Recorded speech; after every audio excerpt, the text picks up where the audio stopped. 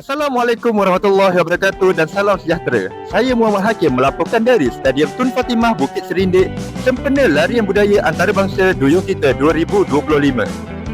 Suasana pagi ini cukup luar biasa kerana selain ribuan peserta yang hadir dengan menggayakan busana tradisional dan juga pakaian-pakaian yang unik, acara ini turut dimeriahkan dengan penampilan khas daripada kumpulan rock legenda tanah air Ekspedisi.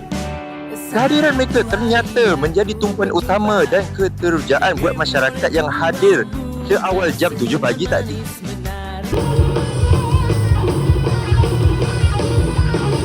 Kehadiran ekspedisi sebagai penampilan khas ternyata memberikan nilai tambah kepada penganjuran tahun ini. Meskipun kehadiran mereka lebih bersifat simbolik sebagai penampilan khas, ia sudah cukup untuk menaikkan semangat para peserta yang hadir dari pelbagai latar belakang budaya. Larian Budaya Duyung Kita 2025 bukan sahaja menjadi platform untuk mempromosikan gaya hidup sihat, malah kehadiran ikon seni seperti Ekspedisi membuktikan betapa besarnya skala acara ini dalam menarik perhatian masyarakat.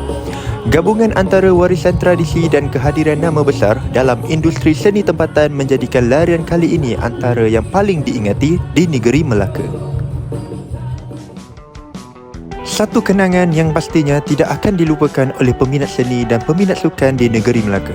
Terima kasih kepada Ekspedisi dan semua yang terlibat dalam menjayakan acara bersejarah ini. Sekian daripada saya, Muhammad Hakim bin Muhammad. Kembali ke studio.